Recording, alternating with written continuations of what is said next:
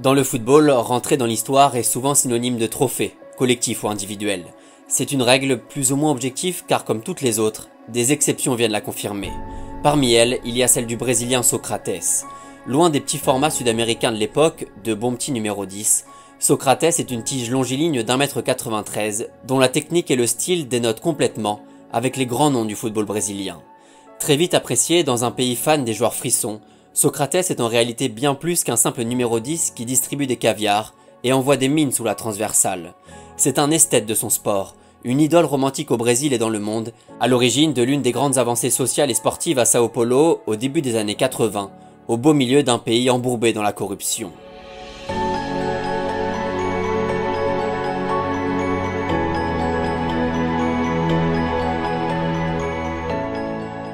En termes de format, cette vidéo n'aura rien à voir avec les autres. On va plutôt se diriger sur une lettre ouverte, un récit non chronologique, un hommage pur et simple à l'un des joueurs les plus marquants de l'histoire. D'abord, car Socrates ne peut pas vraiment être rangé dans une case, il a tout fait. En 82 et 86, il est un pilier de la merveilleuse Seleção, la créative, l'audacieuse, l'enthousiaste. Mais il était aussi docteur, chanteur, fumeur, penseur, un peu comme son homonyme grec, l'idole de son père. Enfant, il était dans la meilleure école de Sao Paulo.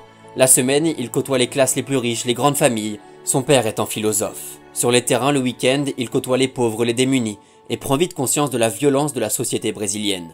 Son truc à lui, c'est le football. Il est grand, maigre, barbu, et comme partout, il ne passe pas vraiment inaperçu. Artiste élégant, passeur de génie avec option talonnade, le Brésilien dribble, marque et fait les beaux jours des clubs de Botafogo et des Corinthians entre 74 et 84. Son corps longiligne, sa classe et ses cheveux marquent les esprits. Socrates paraît si facile avec le ballon en dilettante, pratiquant un sport dans lequel il excelle pour un plaisir simple et chaleureux. En 10 ans là-bas, le Brésilien envoie quasiment 300 buts, mais c'est surtout son passage pour Bando de Loucos, la bande des fous des Corinthians, que les livres d'histoire vont retenir. Socrates, Casagrande, Vladimir Zemaria et les autres prônent un football passionnant et passionné, les prémices d'un joga bonito à peine dissimulé, le football des gestes, le football du show, le football festif. Le meneur de jeu brésilien l'avait dit, gagner n'est pas le plus important, le football est un art et devrait montrer de la créativité. Certains parleront de football total à la Cruyff, lui évoquera plutôt son chaos organisé. Personne ne peut fixer de règles à des artistes, dont l'improvisation est la seule essence du moteur. Un football en couleur, pour une équipe en noir et blanc. Sur le terrain, Socrates est un homme libre de ses choix, un joueur d'instinct, un numéro 10 virevoltant dont la technique et l'audace compensent un physique plutôt chétif malgré un superbe jeu de tête. En dehors, le Brésilien est devenu une icône de l'éveil politique dans un pays privé de ses libertés individuelles. En pleine dictature brésilienne, dans un pays dirigé par une junte militaire depuis le coup d'état du maréchal Branco en 1964, Socrates et ses potes ont lancé la démocratie. Pas dans le pays, mais dans leur club. La démocratie corinthiane.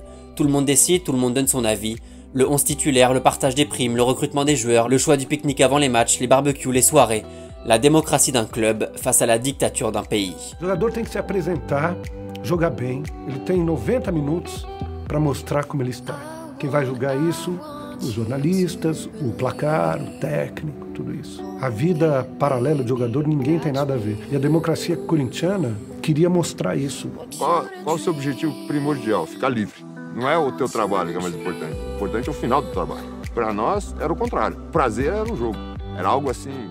La liberté du sport et de son art, le combat de toute sa vie. Selon lui, par exemple, les mises au vert sont inutiles, nocives et freinent le footballeur dans sa créativité, et l'éveil de son approche au foot plaisir, elles sont donc totalement abolies. C'est la première règle de l'autogestion mise en place par Socrates, ses coéquipiers et leur nouveau directeur sportif. Il s'appelle Adilson Monteiro Alves, 35 ans seulement, et il est à l'origine de ce mouvement. Fervent contestataire du régime en place dans sa jeunesse, le sociologue révolutionne le process de décision d'un club de football en y incluant le droit de parole de chacun des joueurs. Une sorte de microcosme sportif au milieu de la mainmise militaire. Un mouvement idéologique innovant en parfaite adéquation avec le style des joueurs de Corinthians, à une époque où 70% des footballeurs brésiliens ne gagnent pas le salaire minimum. Le football brésilien est alors dirigé par les militaires et les protagonistes sont vus comme les ouvriers du ballon. Dès lors, l'équipe va prendre une toute autre dimension.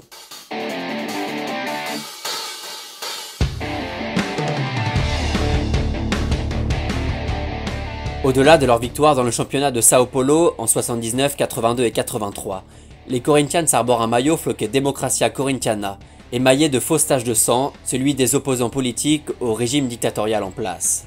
Plus tard, lors des premières élections au suffrage universel dans l'état de Sao Paulo, depuis le coup d'état 18 ans plus tôt, la bande de Socrates entre sur la pelouse avec un maillot incitant la population à aller voter, lors de l'élection le 15 novembre. Le poing levé pour contester, la barbe toujours aussi longue et le bandeau bien vissé sur le front, Socrates était la vitrine idéale de ce mouvement. D'abord parce qu'il était un immense joueur de football dont le style et la grâce n'ont fait qu'accentuer la sympathie générée autour de la politique du club, mais aussi car son mode de vie était aux antipodes de l'image caricaturale du sportif de haut niveau. Fumeur compulsif, alcoolique notoire, Socrates refusait de se conformer aux standards classiques de l'hygiène de vie d'un sportif. La muscu, la discipline, les horaires, c'était pas son truc à lui. Au contraire, Socrates, comme ses coéquipiers en club, avait un message sportif à faire passer. Au-delà de l'impact politique, l'autogestion et la liberté des joueurs peuvent être un gage de réussite. Exercer son métier dans la joie et sans stress peut permettre à l'équipe de prospérer. Car la réussite d'une idéologie passe aussi et surtout par la réussite sur le terrain. Le premier titre en 82 en guise d'introduction, le deuxième l'année suivante, les deux meilleurs exemples pour des joueurs qui ont préféré ne pas soulever le trophée mais une banderole sur laquelle était inscrite « Gagner ou perdre, mais toujours en démocratie ». L'utopie d'un jeu léché, collectif et spectaculaire en club, le besoin constant d'un football similaire en sélection. Mais l'utopie est un idéal, une conception. La réalité est souvent plus froide, surtout quand elle prend la forme d'un Italien d'1,75 m.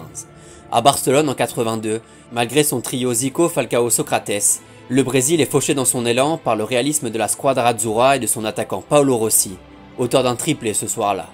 L'Italie, l'allégorie complète de son échec face à ses valeurs.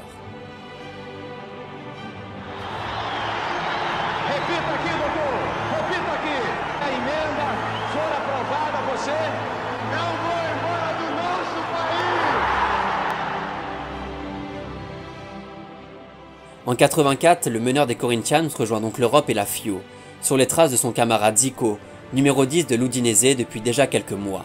Mais là-bas en Toscane, contrairement au roi qui régalait le championnat en jouant des coudes avec Platini, le docteur ne brille pas. La rigueur européenne, la préparation athlétique, la hiérarchie verticale, les mises au vert, Socrates n'aime pas ça et ne joue qu'une petite saison pour la Viola. L'effervescence de son arrivée en Italie après son mondial 82 est à la hauteur de la déception d'un club et d'un championnat qui aurait aimé le garder plus longtemps. Tant pis, après tout, Socrates a toujours fait ce qu'il avait envie. 2 ans plus tard, au Mexique, la France de Platoche renvoie le Brésil à la maison, après une séance de tir au but cruelle pour la Seleção. Sans aucun doute, l'une des plus belles équipes avec la Hongrie de 54 et les Pays-Bas de 74 à n'avoir jamais remporté un mondial. L'une des dernières belles soirées de football pour le meneur de jeu brésilien, qui rangera les crampons définitivement en 1988, après des passages rapides par Flamengo et Santos, le temps de remporter son premier et dernier Carioca, le championnat de l'état de Rio de Janeiro.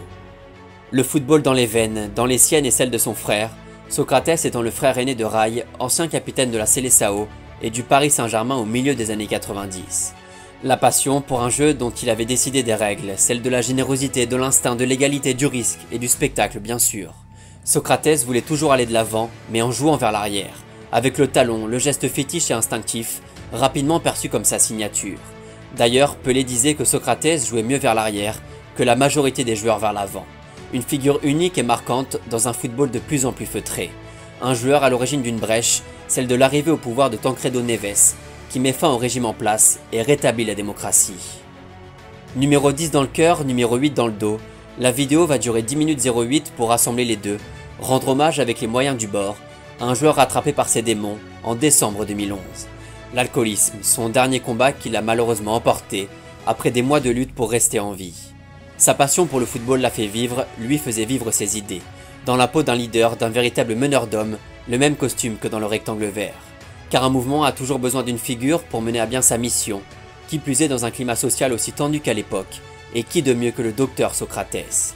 Le joueur n'a quasiment rien gagné sur les terrains, mais il a fait lever les foules et les consciences, son véritable combat était ailleurs. Et pour finir, il avait affirmé « Je souhaite mourir un dimanche, le jour d'un titre pour les Corinthians ». Et comme l'histoire est bien faite, Socrates est parti un dimanche, et quelques heures plus tard, les Corinthians ont été sacrés champions du Brésil, le poing levé vers le ciel pour rendre hommage à l'homme et à tous ses combats.